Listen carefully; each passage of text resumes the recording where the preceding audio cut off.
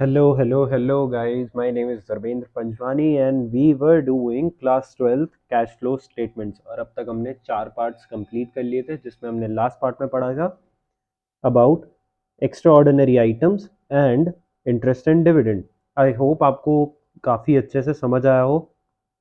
अब हम आगे पढ़ेंगे कुछ और आइटम्स के बारे में. नेक्स्ट हम आइटम पढ़ते हैं taxes on incomes and gains. Taxes on incomes and gains.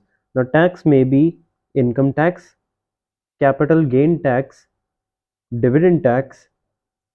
ठीक है, यहाँ पे बता रखा है 3 तरीके के टैक्स. इनकम टैक्स लगता है इनकम पे, यानी नॉर्मल आपका जो प्रॉफिट होता है प्रॉफिट पे लगता है. ठीक है. कैपिटल गेन टैक्स आपका किस पे लगता है? कैपिटल गेन टैक्स आपका लगता है सेल पे, यानी कैपिटल प्रॉफिट पे. क्या होता है ये मैं आपको समझाऊंगा आगे. डिविडेंड टैक्स किस पे लगता है? Dividend amount distributed as dividend to share holders. जो हम शेयर होल्डर्स को डिविडेंड अमाउंट डिस्ट्रीब्यूट करते हैं उस पर डिविडेंड टैक्स लगता है. ठीक है. आपको थोड़ा बेसिक में ऊपर ऊपर से अब समझा देता हूँ. हमें अपना नोट्स भी बनाना है, तो नोट्स भी साथ साथ करते चलते हैं अपन. ठीक है. ये हमने इंटरेस्ट एंड डिविडेंड किया था, यहाँ हम करते हैं taxes.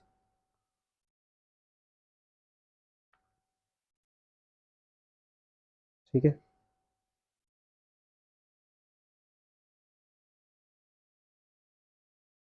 Taxes on incomes and gains. ठीक है. सबसे पहला मैं कौन सा टैक्स लिखूंगा, यहाँ पे मैं लिख लेता हूँ income tax. What is income tax? It is very simple. Tax on normal profit. ठीक है. Example, DP limited earns a profit of 10 lakhs. ठीक है. Tax rate is 30%. ठीक है. यहाँ पे इनकम टैक्स कितना हो जाएगा? सिंपल है.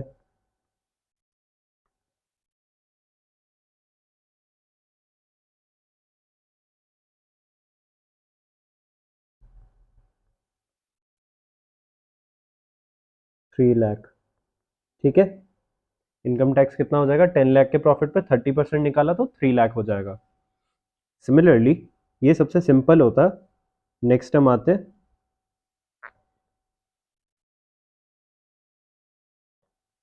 Capital gain tax. ठीक है. Capital gain tax. अब आप सोचोगे व्हाट इज कैपिटल गेन. ठीक है. What is capital gain tax? सबसे पहले तो हमें ये पता लगना है कैपिटल गेन क्या होता है. आपने ऊपर इनकम टैक्स पढ़ा तो आपको पता था कि इनकम क्या होती है. नॉर्मल प्रॉफिट्स जो हम कमाते हैं वो इनकम होती है. इस सीन में कैपिटल गेन टैक्स क्या होता है, एग्जाम्पल से समझेंगे. डीपी लिमिटेड है, परचेज्ड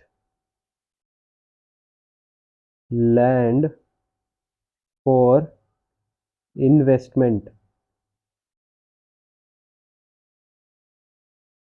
एट रुपीज 50 lakhs. ठीक है. 50 लाख रुपीज की मैंने लैंड खरीदी. मैंने कितनी खरीदी? 50 लाख रुपीज की लैंड खरीदी. ठीक है. After 5 years DP limited sold the same land for how much? For 70 lakh rupees कर देते हैं. ठीक है. For rupees 70 lakhs. खरीदी थी मैंने 50 लाख रुपीज की, बेच दी मैंने 5 साल के बाद 70 लाख रुपीज की. यहाँ पे हमें दे रखा है capital gain tax rate is 20%. ठीक है. The question is capital gain क्या होता है। सबसे पहले कैपिटल क्या होता है, ठीक है। जो भी चीज़ हमारा इन्वेस्टमेंट कैपिटल नेचर का होता है, जैसे कि हमने कैपिटल, हम लोग क्या करते हैं, हम लोग बिजनेस में पैसा इन्वेस्ट करते हैं, ठीक है, हम लोग बिजनेस में कैपिटल डालते हैं, और उन कैपिटल के अगेंस्ट में हम क्या खरीदते हैं, हम एसेट्स खरीदते हैं। हम एसेट्स खरीदते हैं, और एसेट्स भी कौन से खरीदते हैं, क्या हम डेटर्स खरीदते हैं? नहीं, हम डेटर्स खरीदते थोड़ा ना है। हम क्या खरीदते हैं, हम कैश खरीदते हैं? नहीं, कैश तो हमारे पास आता है, ठीक है। हम खरीदते क्या हैं, हम कैपिटल गेन, हम जो कैपिटल इन्वेस्ट करते हैं उस कैपिटल से हम असेट्स खरीदते हैं। असेट्स कौन सी? मान लो मैंने प्लांट प्रॉपर्टी खरीद लिया, प्लांट प्रॉपर्टी इक्विपमेंट खरीद लिया, मैंने लैंड खरीद लिया, मैंने मैंने फर्नीचर खरीद लिया, ठीक है। सो इन सबको जब हम खरीदते हैं और जब हम इन सबको बेचते हैं, तो दोनों का जो डिफरेंस होता है खरीदने और बेचने में, उसमें भी क्या होता है, लॉस या फिर प्रॉफिट हो सकता है। यहाँ पे देखो, मैंने कितने का खरीदा है, मैंने ये 50 लाख का खरीदा था, 5 साल के बाद मैंने 70 लैक्स में बेच दिया, ठीक है। और मेरे को गेन कितना हो जाएगा, 50 - 70, सॉरी 70 - 50, गेन मुझे हो जाएगा 20 लैक्स का। तो ये गेन मेरा क्या है, ये है कैपिटल गेन। क्या है ये मेरा, कैपिटल गेन है। लिख लेते हैं, capital gain is 70 lakhs minus 50 lakhs, 20 lakhs, ठीक है। And hence tax on capital gain कितना, 20 लैक्स। तो हमारा गेन आया, और रेट कितनी है, 20%। कितना आ जाएगा, 4 लाख रुपीज़ का टैक्स ऑन कैपिटल गेन आ जाएगा। कितना आ जाएगा, 4 लाख रुपीज़ का। तो आई थिंक आपको ऊपर ऊपर से आइडिया लग गया है कैपिटल गेन टैक्स क्या होता है, 4 लाख रुपीज़। अच्छा, एक बात और, ऊपर आते हैं हम। यहाँ अपने इनकम टैक्स जो है, इनकम टैक्स, टैक्स किस पे लगता है, ये लगता है नॉर्मल प्रॉफिट पे, ठीक है। और नॉर्मल प्रॉफिट हम कैसे कमाते हैं, नॉर्मल प्रॉफिट आता है from normal profit is derived from कौन सी एक्टिविटीज, ऑपरेटिंग एक्टिविटीज, ठीक है। हेंस इनकम टैक्स, टैक्स पे करना क्या होता है, कैश आउटफ्लो,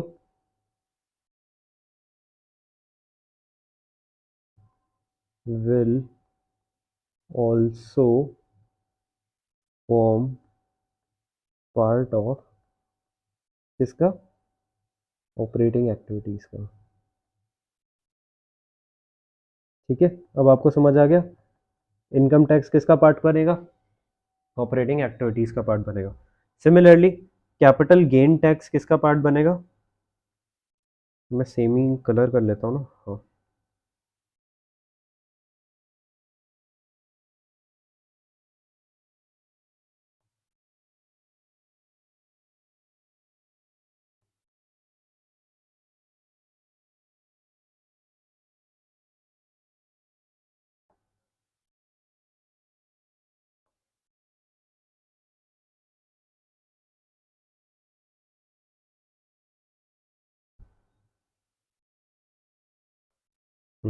लो हो गया। अब कैपिटल गेन जो टैक्स है वो किसका पार्ट बनेगा, अब आप खुद ही सोचो। हम परचेज ऑफ लैंड किस कौन सी एक्टिविटीज में डालते हैं, हम परचेज ऑफ फिक्स्ड एसेट्स कौन सी एक्टिविटीज में डालते हैं, हम सेल ऑफ फिक्स्ड एसेट्स, हम sale of building, sale of land, sale of furniture, purchase of furniture, ये सब कौन सी एक्टिविटीज में डालते हैं, इन्वेस्टिंग एक्टिविटीज में, ठीक है। Since purchase and sale of fixed assets comes under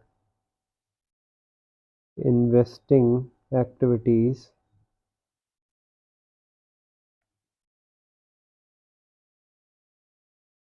hence capital gain tax will also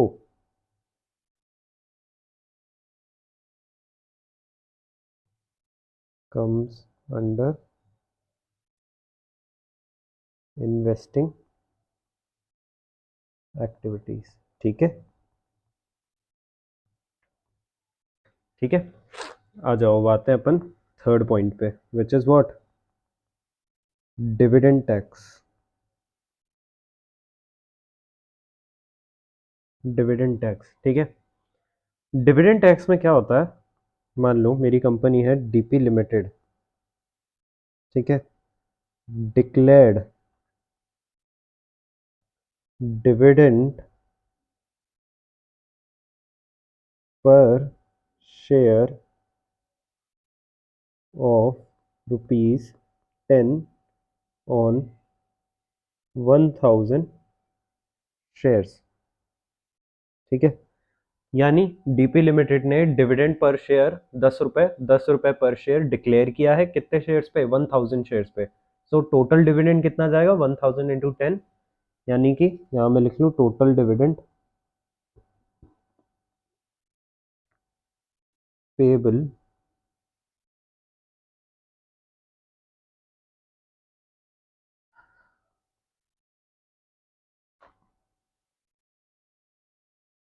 ठीक है, 10,000 रुपीज का टोटल डिविडेंड जाएगा। नाउ होता क्या है कि there is this one tax which is dividend distribution tax. I am not aware, मेरे ख्याल से यार बंद हो गया dividend distribution tax, but will see, मैं एक बार देख लेता हूँ। आई गेस बंद ही हो गया है। अब देखो, अगर इसमें इसमें तो यही दे रखा है, मैं आपको बता देता हूँ, अगर आपके क्वेश्चन में आया तो ऑल दो आपको करना तो पड़ेगा ही। There is one dividend distribution tax, मान लो ये है 10%, ठीक है। मिस्टर ए है, holds 200 shares of DP limited, ठीक है। सो डीपी लिमिटेड क्या करेगी,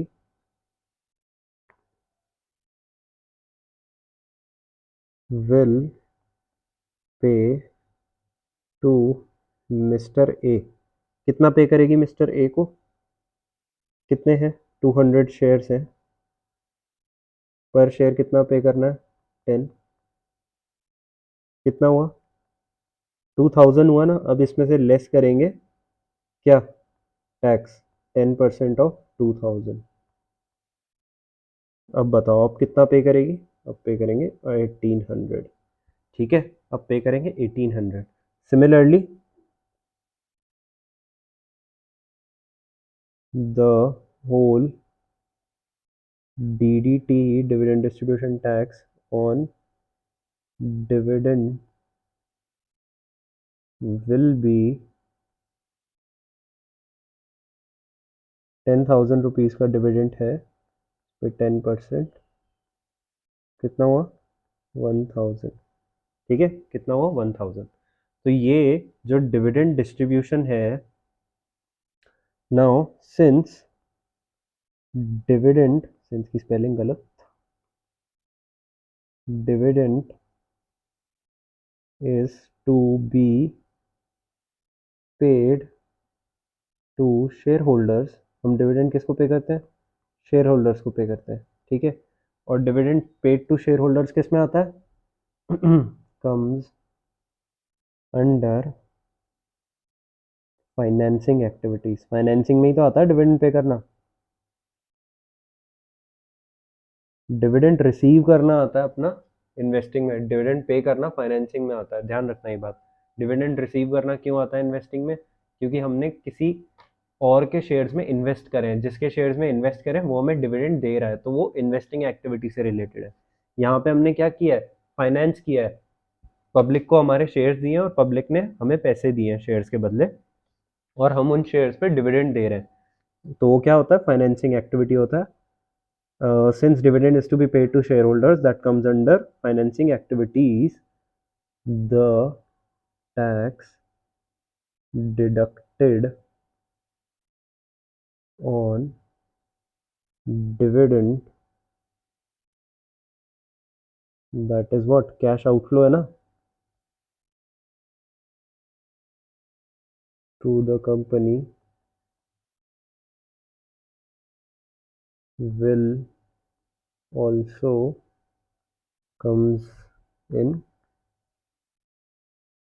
financing activity। ठीक है। नाउ अब देखो एक चीज, टोटल मुझे डिविडेंड देना था, डिविडेंड पेड जो मैं दिखाऊंगा फाइनेंसिंग एक्टिविटी में, मैं कितना दिखाऊंगा, वो मैं दिखाऊंगा 10,000 रुपीज़ मुझे देने थे, माइनस 10% ऑफ 10,000, कितना दिखाऊंगा मैं, ये दिखाऊंगा 9,000 मैंने डिविडेंड पे किया। ठीक है, ये क्या है, नेगेटिव में। सिमिलरली डिविडेंड डिस्ट्रीब्यूशन टैक्स कितना दिखाऊंगा मैं, 1,000 मैंने पे किया। कैसे आया वो, 10,000 का 10%। ठीक है, तो ये भी मैं माइनस में दिखाऊंगा, और दोनों क्या दिखाऊंगा, दोनों नेगेटिव में दिखाऊंगा, क्योंकि दोनों हम पे ही तो कर रहे हैं। यहाँ हमने लिख लिया तीनों के बारे में, अब एक बार पढ़ लेते हैं। आ जाओ, क्या लिखा है इसमें, taxes may be income taxes, non-profit tax on normal profit, capital gains, tax on capital profits, dividend tax, tax on amount distributed as dividend to shareholders, ऐसा amount जो distribute किया to the what, shareholders। AS3 क्या बोलता है, requires that cash flow arising from taxes on income should be separately disclosed and should be classified as cash flows from operating activities। आपको बताया था जो इनकम टैक्स लगता है वो हम किस में क्लासीफाई करते हैं, ऑपरेटिंग एक्टिविटीज़ में।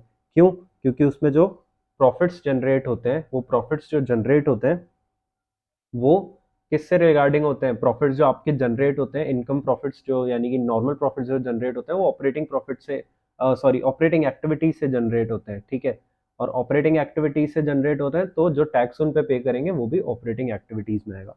अनलेस क्या दे रखा है, unless they can be specifically identified with financing and investing activities, या फिर हो सकता है कोई और रीजन हो जिसके चलते उसे डिफरेंट क्लास ऑफ एक्टिविटीज में हम आइडेंटिफाई कर सकते हैं। जैसे मैंने आपको बताया बिजनेस टू बिजनेस डिपेंड करता है कि कौन सी चीज कहाँ आएगी। एक बैंक के लिए लोन देना लोन लेना ये ऑपरेटिंग एक्टिविटीज है, बट जनरल एंटरप्राइजेस के लिए ये ऑपरेटिंग एक्टिविटीज नहीं है। This clearly implies that tax on operating profit should be classified as operating cash flows। ठीक है, dividend tax, that is tax paid on dividend, should be classified as financing activity along with dividend paid, बता दिया आपको। capital gain tax paid on scale of sale of fixed assets should be classified under investing activities। ठीक है, as simple as that। यहाँ पे आपका खत्म होता है taxes on incomes and gains. Next हम नॉन कैश ट्रांजेक्शंस हमारे नेक्स्ट वीडियो में पढ़ेंगे। Till then good bye and take care.